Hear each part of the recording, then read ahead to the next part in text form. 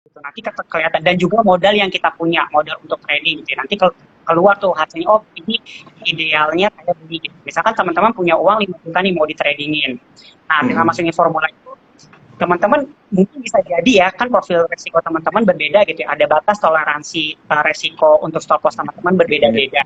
Nah, 5 juta itu yang kepake itu cuma 2 juta gitu ya. Kalau di total berapa jumlah lotnya, itu beda-beda. Terus yang keempat adalah strategi exit gitu ya. Jadi strategi exit ini bisa tentuin untuk sell take profit gitu ya. Kalau saya take profitnya udah nanti sekian, ya udah harus disiplin tuh ngikutin trading plan, harus stick to trading plan gitu ya. Kalau misalnya teman-teman misalnya taking profitnya, misalkan belinya di harga 1000 taking profit di harga 1200 taking profit, ya udah harus disiplin taking profit 1200 gitu ya. Mungkin jangan terlalu gede, ini kayaknya masih bisa naik, saya tunggu gitu. Lebih baik disiplin sesuai dengan trading plan yang udah kita tentukan. Begitu juga dengan stop loss ini pun kita apa namanya tentuin gitu ya. Nah, mungkin dari teman-teman ada yang bertoleransi kayak menerima kerugian 3%, 5%, 10%, 15%, gitu. Berbeda-beda gitu ya. Nah, itu ditentuin dan kita harus disiplin juga gitu. Kalau misalnya teman dananya untuk fokus, itu kita jual gitu. Jangan menjadi investor dadakan gitu ya. Jadi ini jadi udah nyampe, udah turun dalam nih gitu ya. Kalau misalnya untuk trading ya, ya udah harus disiplin, harus komitmen, harus konsisten. Kalau dengan stop loss ya udah dijual gitu. Dan kita bisa, ibaratnya kita bisa balas dendam, ya kita bisa ngebit saham yang lain gitu ya, ada potensi kenaikan untuk menutupi kerugian stop loss tersebut. Dan yang terakhir adalah bikin jurnal untuk evaluasi. Nah, biasa kalau udah bikin trading plan, terus kita bikin jurnal, misalkan dalam hari ini kita trading saham apa aja gitu ya. Itu kan kalau misalkan profitnya berapa persen, kalau misal lossnya berapa persen. Contoh simpel kita ambil dalam sebulan. Dalam sebulan ada berapa yang menang atau ada berapa yang profit, ada berapa yang cuan gitu ya. Nah, kalau misalkan ada berapa yang profit, ada berapa yang loss gitu ya. Kalau misalkan masih banyak yang loss, kita perlu evaluasi nih, mungkin bisa jadi kita perlu belajar analisis teknikal gitu ya, biar lebih mantap lagi gitu ya. Atau kalau misalkan teman-teman jadi lumayan nih cuannya, mungkin persentase cuannya dalam 1 bulan lebih dari 50%. Nah, mungkin ini bisa teman-teman dapat style trading teman-teman gitu ya. Trading style teman-teman kan mungkin nanti berbeda-beda nih. Nah, kalau misalnya merasa nyaman, ya boleh jadi ditingkatkan aja gitu ya, skill analisis teknikal. Itu sih untuk dari saya. Ya, menarik tadi Mas Maje menyampaikan di poin yang paling terakhir, buat trading journal untuk mengevaluasi. Kemudian juga perlu kita lihat profitnya seberapa, lossnya seberapa. Nah, kalau Mas Maje sendiri bikin trading jurnalnya itu seberapa detail, apa saja yang Mas Maje tulis di sana, kemudian berapa kali dalam sebulan Mas Maje mengevaluasi trading jurnal yang sudah dibuat gitu, supaya trading jurnal ini bisa benar-benar maksimal penggunaannya, Mas. Gimana, Mas? Oke, baik. Nah, biasa kalau saya pribadi nih, mungkin saya bisa sharing secara teknisnya gitu ya. Sebenarnya simpel, dibikin di Excel aja, itu ada kolom tanggal, date-nya, buy-nya kapan gitu ya. Terus di sebelahnya lagi bikin kolom kode saham, di sebelahnya lagi bikin kolom buy. Yang tadi kan ada posisi buy, posisi take profit, sama posisi stop loss. Dan yang terakhir, bikin posisinya itu hasilnya apa, resultnya, profit atau loss gitu. Kalau profit kita tambahin take, atau loss itu dalam sebulan itu tahu tuh, kelihatan kan, ketika udah nyentuh take profit, dikasih tahu lagi, ini take profitnya tanggal berapa. Nah, jadi kita bisa detail itu gitu ya. Saya beli saham ABCD misalkan untuk trading. Ternyata untuk saham ini saya bisa profit misalkan contoh 10% juga 10% dalam waktu berapa hari gitu ya, dari posisi buy sampai untuk posisi take profit. Nah, kita bisa katakan itu mungkin bisa cara simpelnya seperti itu ya, dibikin di Excel. Nanti kita tahu dalam 1 bulan kita tinggal sortir aja berapa banyak yang loss, berapa banyak yang profit, seperti itu. Oke, terus Mas Maje reviewnya berapa kali, seberapa rutin review trading jurnalnya? Kalau review biasanya kalau untuk yang biasanya mingguan sih, tapi kalau untuk bulanan biasanya saya ngeliat tuh secara keseluruhan. Oh dalam bulan ini saya apa namanya loss-nya misalkan oh bulan ini misalkan saya loss gitu. Oh berarti apa nih yang masih saya perbaiki ya? Atau mungkin ada beberapa saham-saham yang bisa kita hindari gitu ya. Misalkan oh saya beli saham ini, nah biasanya ketahuan tuh dalam trading jurnal itu ketahuan. Kelihatan nih di evaluasi kita ketahuan oh ini loh kesalahan saya di sini apa yang perlu diperbaiki apa yang perlu dievaluasi seperti itu. Kalau misalnya ada yang saham-saham yang teman-teman bisa ngasih profit gitu ya, nah ini mungkin cocok nih karena trading style-nya mungkin bisa sesuai dengan teman-teman seperti itu dan sesuai dengan saham yang ditradingkan. Nah biasanya kan tiap-tiap saham kan pergerakannya berbeda ya, ada yang volatile banget sekali naik banget gitu ya, terus ada yang agak lambat tapi lumayan pelan-pelan mungkin, tapi take profitnya lebih lama gitu ya, nyentuh sampai untuk kita bisa karena agak lebih lama. Nah itu disesuaikan dengan senyamannya teman-teman gitu ya dalam hal trading style teman-teman seperti itu.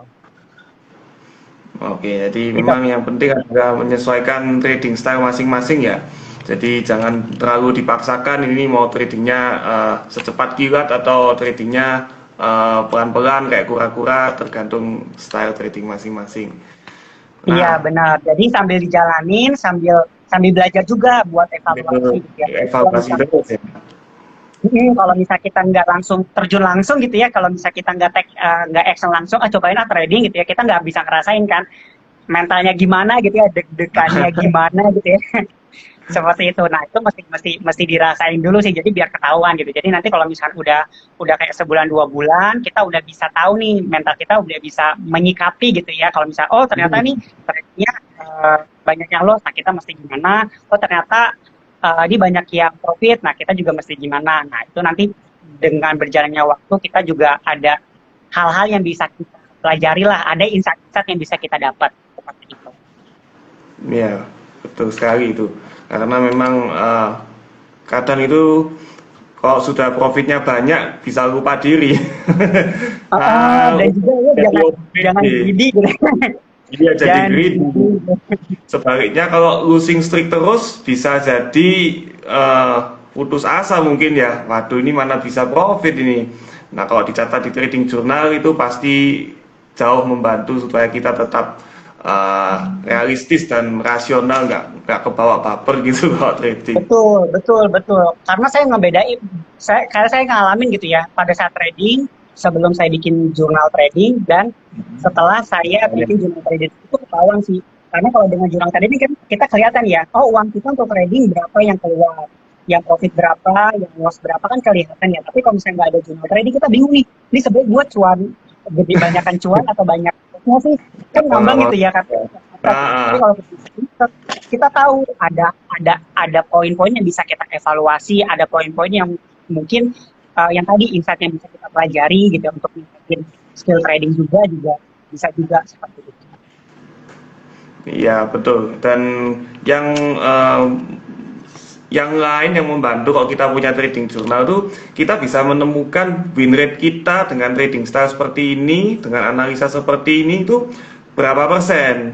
Kan nggak ada yang namanya trading itu 100% win semua gitu. Betul. Nembak 10 10-10-nya profit kan itu kelihatannya terlalu terlalu indah untuk kenyataan.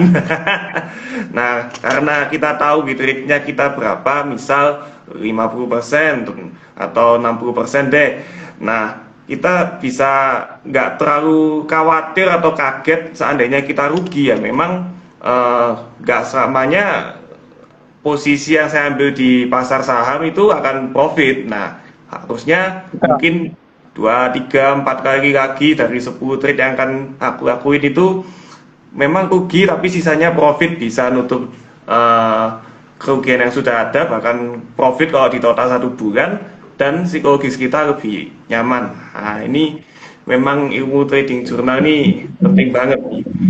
Nah, Dan mungkin yang tadi selain apa ada satu hal lagi kali ya, mungkin ya, kita juga jangan terlalu confidence gitu ya. Misalkan mungkin ada orang-orang gitu ya, mungkin newbie baru gitu ya, tuh kayak saya nih 5 kali berturut-turut ingin terus nih tradingnya gitu ya. Nah, jadi kayak maksudnya kayak over confident. Nah, itu mungkin perlu Ya, dihindari over gitu.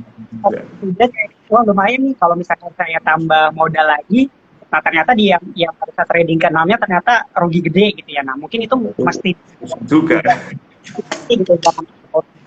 Begitu juga misalkan teman-teman yang mau coba mulai trading, ternyata misalkan 5 kali trading terus turun terus gitu ya. Nah, itu jangan terlalu pesimis banget, jangan jadi skeptis gitu ya sama trading gitu ya. Nah, mungkin ada beberapa hal yang mungkin teman-teman perlu tingkatkan, mungkin dari segi segi skill dan ilmu gitu ya. Dan mungkin kalau trading lebih ke analisis teknikal. Nah, mungkin teman-teman bisa bisa belajar nih kalau di Bitrate kan ada bisa belajar apa namanya Elliott Wave, Fibonacci gitu-gitu kan. Nah, Ya, mungkin itu bisa gitu. Karena memang memang kalau menurut saya ya, kita memang mau trading serius gitu ya, belajar itu perlu sih ya. Kita perlu belajar pelajari ilmu dan skill trading gitu ya. Dalam hal ini mungkin ke analisis teknikal ya secara umum gitu ya. Karena kalau misalnya kita tadi membaca tren dan membaca analisis pergerakan kayaknya agak susah gitu ya. Kita ngeraba-raba atau ngawang-ngawang gitu ya. Atau mungkin kita ngelihat betul. dari orang-orang gitu ya, oh besok beli ini, besok beli ini gitu ya. Nah, ya, betul sih. Nah, kalau misal nih ini seorang trader kemudian mengalami tekanan mental, apalagi IHSG turunnya kenceng itu, ada yang kebawa nyangkut itu. Nah, gimana caranya supaya teman-teman ini atau trader yang rugi banyak ini bisa pede lagi untuk masuk di market, bisa yakin lagi dan bisa move on dari apa itu, mungkin penyesalan atau apa ya, penderitaan hati mungkin ya setelah Uh, mengalami kerugian itu. Kalau menurut Mas Maje gimana enaknya supaya bisa recover dengan baik?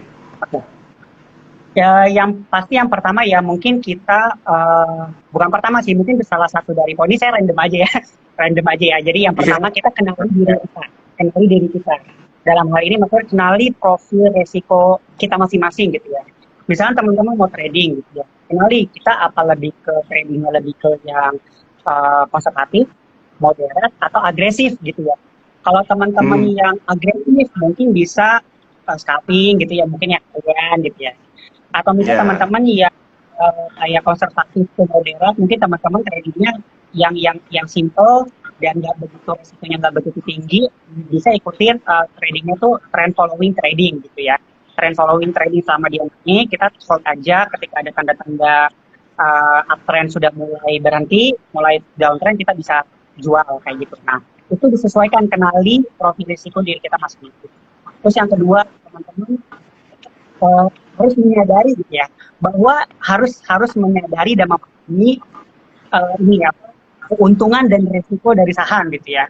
Keuntungan nah, dari, jadi jangan cuma mikirin oh saham ini cuan gitu, tapi juga teman-teman harus pahami resikonya gitu ya, karena resikonya ya tadi gitu ya, mungkin kita bisa jadi kita rugi gitu ya. Nah, untuk menghindari atau untuk meminimalisir kerugian gitu ya, resiko itu pasti ada, tapi resiko itu bisa kita minimalisir dan kita manage gitu ya. Nah, hmm, langkah selanjutnya adalah kita pelajari gitu ya ilmu dan knowledge-nya seperti itu. Karena kalau kita nggak tahu sama sekali ilmunya, justru resiko itu lebih tinggi kayak gitu ya. Risiko itu lebih tinggi. Contoh simpelnya gini deh. Misal kita mengendarai mobil gitu ya, nyetir mobil. Nah, kalau nggak hmm, tahu orang nggak tahu nyetir mobil, nggak bisa nyetir mobil, kita terus dia nyetir mobil, resikonya lebih tinggi kan. betul Resiko betul. itu cara nyetirnya. Nah, kalau kita tahu cara nyetirnya, itu resikonya walaupun ada, tapi kita bisa kelola gitu kan ya. Kita bisa manage sehingga kita bisa minimalisir karena kita tahu nih cara nyetirnya, ngeremnya gimana, menyalain lampu sen belokan gimana, cara tektokannya gimana gitu. Karena kita udah tahu caranya. Nah, resiko tersebut bisa kita minimalisir kan sehingga kita bisa kelola. Seperti itu sih. Jadi uh, ya 3 poin itu sih dari saya mungkin itu cukup seperti itu. Ya memang yang penting itu juga mengenal diri sendiri nih, jadi nggak kaget, wah ternyata kok marketnya seperti ini, nggak cocok sama risk profile, malah lebih berat nanti ke depannya. Nah, kalau misalnya nih, ini kan karena IHSG sudah turun, terus juga ada tanda-tanda mau naik lagi. Ada tips untuk average down nggak nih, Mas Maji? Oke. Ya, mungkin ini ya kali ya. Nah, kebetulan saya bikin ini nih. Nah, ini kelihatan nggak? Oke, Nah, gimana mungkin nih? teman-teman pernah Oke, mengalami seperti ini gitu ya. Saya mau jual, malah naik gitu ya. ya, Terus saya mau beli, ini kebalik. Kebaca nggak sih? Saya mau beli, tapi kenapa turun gitu ya? Saya mau beli terus kenapa beli dan beli terus turun gitu ya? Nah, mungkin teman-teman mungkin bisa belajar namanya tuh trend analisis gitu ya. Nah, seperti ini kalau misalnya mau averaging price atau averaging down price, ketika trennya lagi turun, nah mungkin kita bisa tinggi dulu gitu. Nah, seperti ini ada membentuk kayak lower peak, lower low gitu ya. Puncak yang lebih rendah, lembah yang lebih rendah. Nah, ketika membentuk ini berarti kan kita bisa tahu ya kalau ini lagi downtrend. Nah, kalau misalnya kita bisa posisi ini nih, terus lagi naik, nah dikiranya mau naik, padahal kita nggak tahu, sementara kita nggak tahu cara baca trennya. Nah, ini kita ternyata masih bisa turunkan, sayang ya. Lebih baik kita hold, pegang dulu cash-nya gitu ya. Diamin aja, dia di downtrend, turun-turun, selama puncak dan lembahnya lebih rendah, kita diamin aja gitu ya. Nah, ini downtrend. Terus tahunya gimana cara ini uptrend gitu ya, cara downtrendnya itu selesai, berganti menjadi uptrend. Seperti ini. Misalkan dari sini turun gitu ya, turun. Nah, ketika gitu, ini simpelnya aja ya. Mungkin ini simpel. Mungkin kalau misalnya ada yang lebih advance, mungkin ada kayak Fibonacci atau mungkin ada beberapa indikator teknikal lainnya gitu ya. Nah, ini mungkin yang simpel aja. Nah, ini ketika misalkan membentuk puncak yang lebih tinggi dari puncak sebelumnya gitu ya.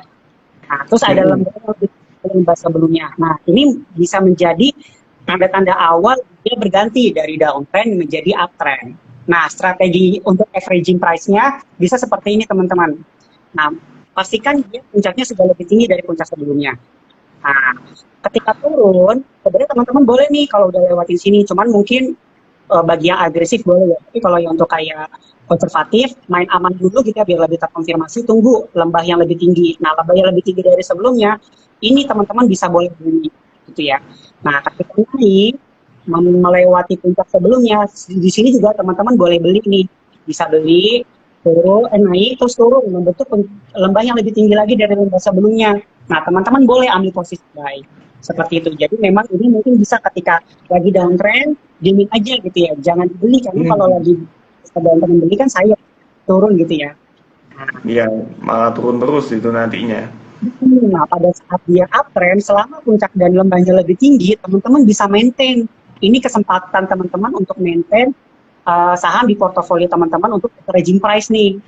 Nah, buy, lewatin puncak sebelumnya, buy, membentuk lembah yang lebih tinggi, buy, dan selanjutnya. Nah, sampai nanti kalau misalkan portfolionya udah stop, di mana puncak dan lembahnya bisa lebih tinggi atau lebih rendah, nah itu mungkin ada downtrend dulu, ada turun dulu. Nah, teman-teman bisa hold lagi seperti itu.